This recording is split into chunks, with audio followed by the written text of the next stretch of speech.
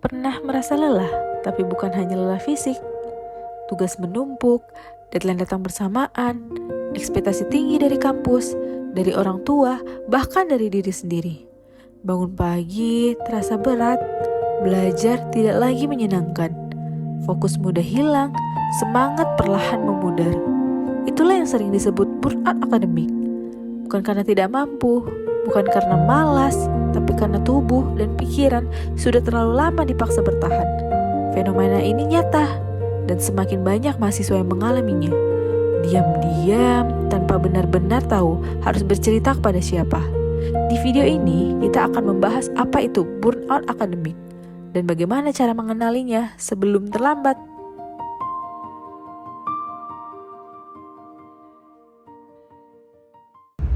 Gua Noval, seorang mahasiswa di Jakarta. Akhir-akhir ini gua ngerasa capek banget. Bukan cuma fisik, tapi juga pikiran. Setiap kali buka file skripsi, yang muncul justru rasa takut. Takut gak bisa nyelesain, takut ketinggalan jauh, dan juga takut gagal. Jadi awal ceritanya begini.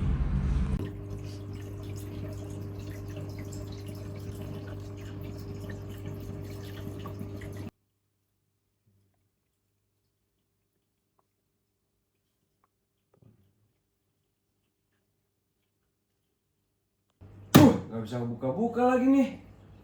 Emang laptop cacat, padahal gue lagi pengen ngerjain tugas. Emang gue gak dibolehin ngerjain buat tugas ini. Emang dasar lama banget. Udah lah, gue males. Malam-malam gue sekarang bukan lagi soal istirahat, tapi layar laptop, deadline, dan pikiran yang gak pernah benar-benar tenang. Setiap hari gue ngomong ke diri sendiri, dikit lagi habis ini tidur. Tapi nyatanya gue malah ketiduran di depan laptop. Bangun pagi kesiangan, dan skripsi gue masih gitu-gitu aja. Kadang gue udah niat ngerjain, tapi laptop nge-lag, file error, semua jadi lambat. Fokus gue buyar, semangat gue ikut jatuh. Pal, lu gak kuliah, Pal? Ayo, Ya, udah Bang. jam berapa ini? Sekarang jam berapa, Bang? Jam berapa coba lu lihat? Buset deh, jam segini, Bang. Aduh, telat kita, Bang. Ayo, Bang, kami siap-siap dulu lah. Mandi, mandi, bobo.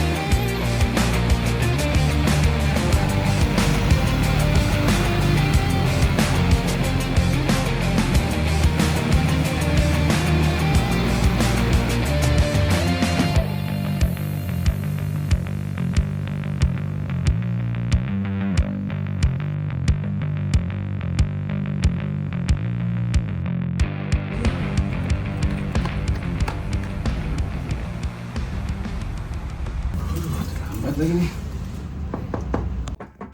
Izin masuk. Masuk. Ibu, selamat siang, Bu. Maaf kami telat, Bu. Akhirnya gue telat bimbingan. Masuk ruang dosen, jantung gue deg-degan. Belum sempat jelasin, gue udah kena semprot. Katanya gue gak serius. Katanya gue kurang usaha. Padahal gak ada yang tahu gue udah banyak kerjain skripsi. Cuman dari datanya itu belum ada, Bu. Iya, kemarin kan saya sudah memberikan kamu untuk data-datanya, terus metodenya seperti apa. Kenapa juga belum diselesaikan sampai sekarang? Maaf, Bu, kami belum bisa menyelesaikan bab 3-nya, Bu. Kami usahakan nanti malam kami kirim ke Ibu. Nanti malam, pokoknya saya nggak mau tahu, kamu harus sudah menyelesaikannya nanti malam. Baik, Bu, terima kasih atas bimbingannya. Maaf kami tadi terlambat dikarenakan kami kesiangan untuk bangun tidur ya, Bu. Ya, pokoknya besok-besok jangan diulangi lagi ya, Noval. Baik, Bu, terima kasih ya, Bu. Kami izin pamit ya, Bu. Capeknya diomelin aja kerjaan di kampus. Kerjaan skripsi salah, bimbingan salah. Semuanya serba salah. Tadi gue masuk ke ruangan dosen diomelin. Galak banget dosennya, nggak ada toleransi sama sekali. Gue disuruh revisi bab 2, sekarang gue dimasukin bab 3. Aduh, revisi lagi. Pusing banget kepala gue, ya Allah.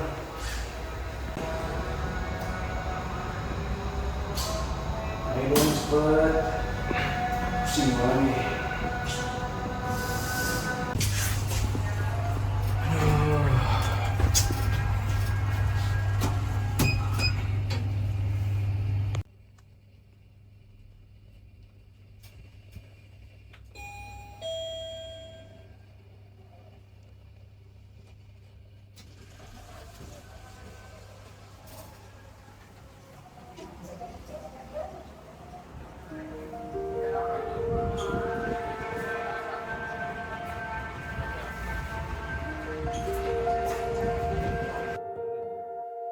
Habis bimbingan hari itu, gue keluar ruangan dosen dengan kepala nunduk.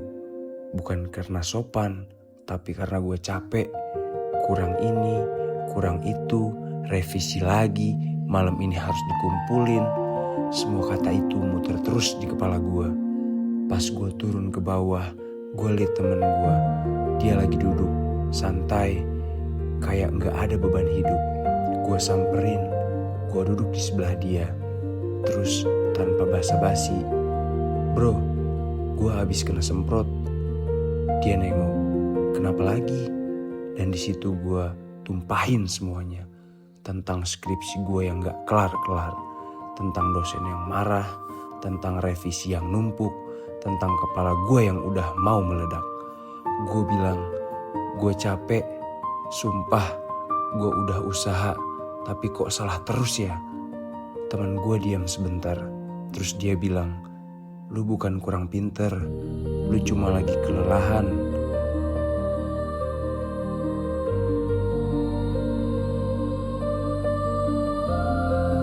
Kadang Tuhan kirim bantuan lewat teman. Bukan buat ngerjain kita, tapi buat ngingetin, lu masih bisa. Jangan berhenti sekarang. Dan sejak hari itu, gue jalanin skripsi gue pelan-pelan. Gak sempurna, tapi konsisten. Karena gue tahu, gue gak berjuang sendirian.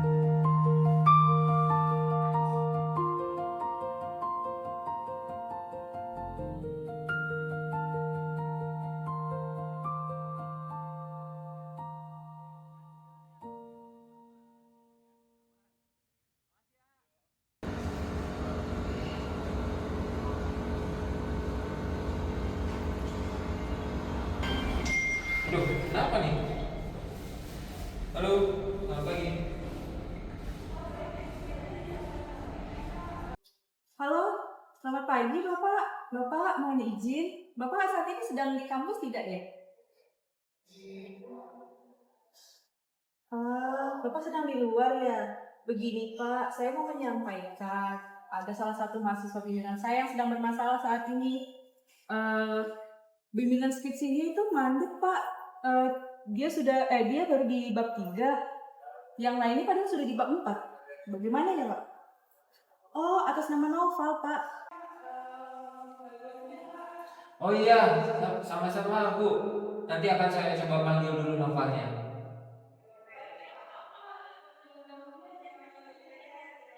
Iya, terima kasih banyak Bu. Wah, ada-ada aja nih. Lagi duduk sama teman gue, lagi mulai ngerasa agak tenang. Tiba-tiba, ting, HP gue bunyi. Gue buka, chat dari Kaprodi. Besok pagi, menghadap ke ruangan saya. Jantung gue langsung jatuh. Tangan gue dingin. Napas gue berat. Kepala gue langsung penuh pikiran. Apa ini gara-gara kemarin ya? Gue salah apa lagi? Gue bakal kena apa? Gue langsung diem. Temen gue nengok. "Kenapa bro?" Gue kasih lihat HP gue. Langsung dia baca. Terus mukanya berubah. Serius? Gue cuma bisa senyum tipis. Soalnya gue inget dulu waktu bimbingan sama Bu Esti, ada temen gue nilainya menjadi DO.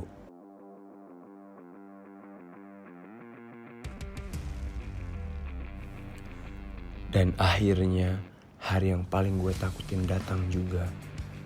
Pagi itu langkah kaki gue berat, tangan gue gemeter, napas gue gak karuan.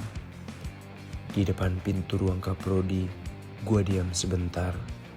Tarik napas, buang, tarik lagi, ketuk pintu. Dan akhirnya gue masuk. Duduk, tunduk, sunyi. Beberapa detik yang rasanya kayak sejam. Terus beliau ngomong, "Kenapa kamu sekarang kayak gini?" Gue kaget, napas gue ketahan. Beliau lanjut, "Dulu nilai kamu bagus, kamu gak pernah bermasalah, kuliah kamu lancar. Sekarang kok berubah? Nilai kamu turun, progres kamu lambat, kayak terjun ke jurang." Kata-kata itu nusuk satu-satu. Gue diem, tenggorokan gue kering, kepala gue penuh, tapi mulut gue gak bisa jawab. Padahal kalau beliau tahu betapa sering gue begadang, betapa sering gue nahan capek, betapa sering gue ngerjain sambil nangis, betapa sering gue ngerasa bodoh.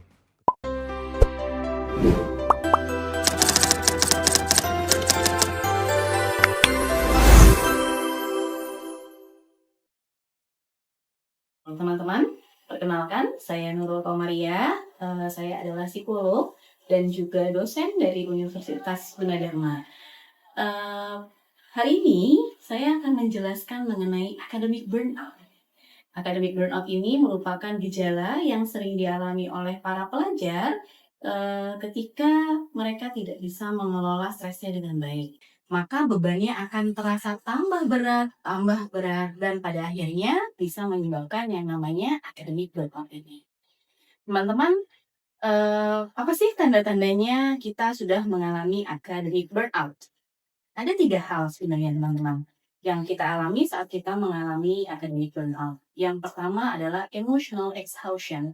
Kita merasa kelelahan yang luar biasa secara emosi. Ciri yang kedua adalah depersonalization atau cynicism.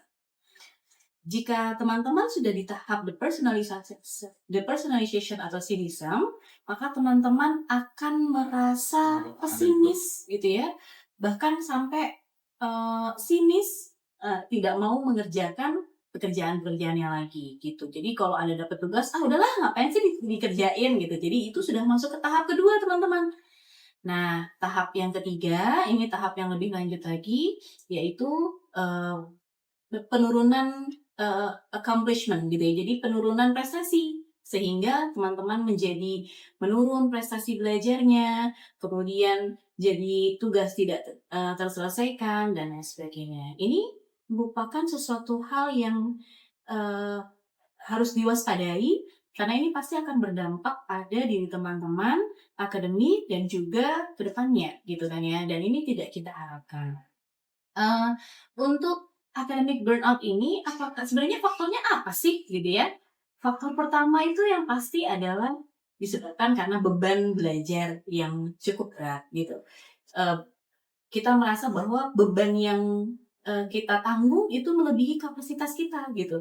Misalnya kalau analoginya gitu ya teman-teman ya, teman-teman kuat nih mengangkat barang 5 kilo, tetapi teman-teman diberi barang 10 kilo gitu. Nah, 5 kilonya itu udah merupakan berat yang sebenarnya teman-teman udah nggak bisa teman-teman tanggung. Jadi sebenarnya kalau dalam psikologi ada yang namanya beban mental kan ya. Nah, dalam belajar ada beban mental. Nah, beban mental ini jika dirasa sudah melewati batas yang kita sanggup, ini bisa menyebabkan teman-teman nantinya mengalami academic burnout. Kemudian, faktor apa lagi? Kepribadian gitu ya.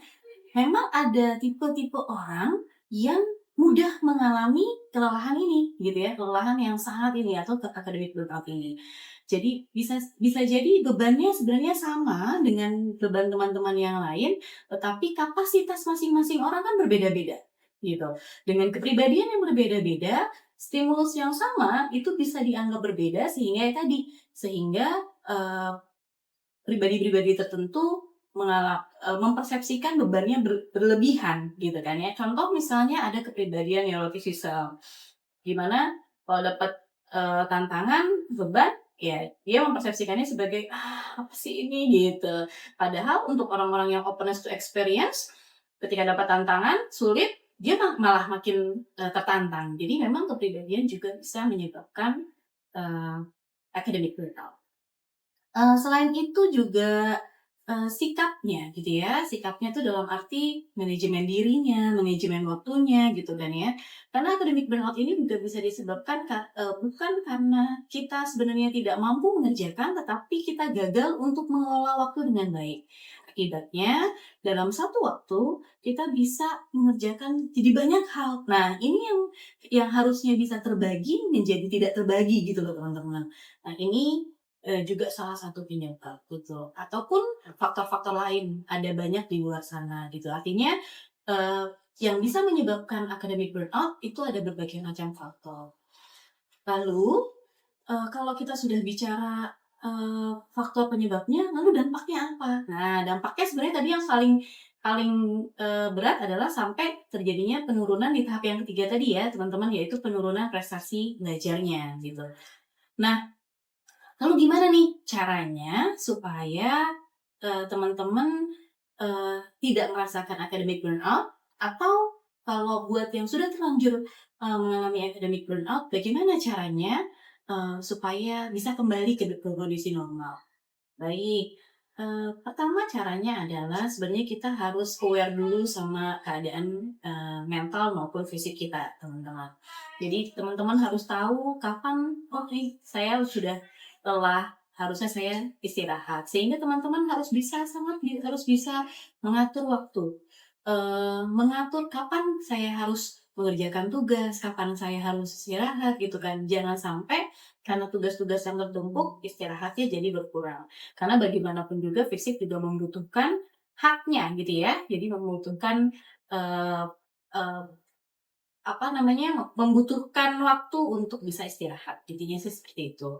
Nah, ketika jadi academic burnout itu kan karena dirasa kita jadi kurang istirahat gitu ya teman-teman ya.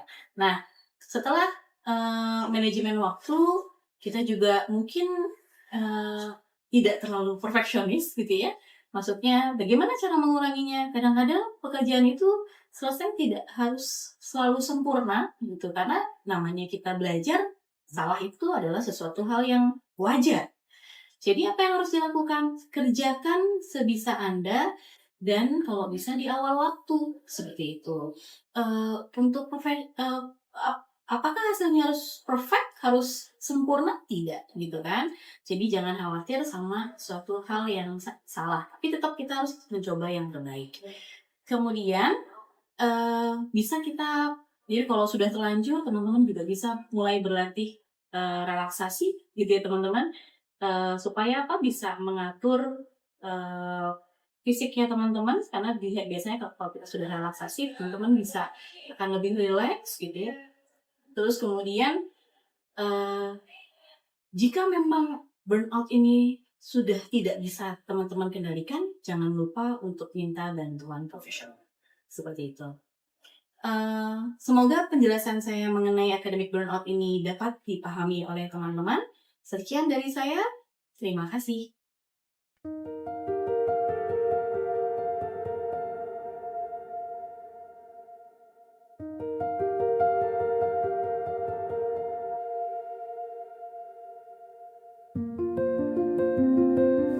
Buat lo yang nonton ini, kalau lo lagi capek juga, lagi ngerasa sendirian, lagi pengen berhenti, dengerin gue. Lo gak lemah, lo cuma lagi diuji. Dan selama lo masih jalan, sekecil apapun langkah lo belum kalah. Ini bukan akhir.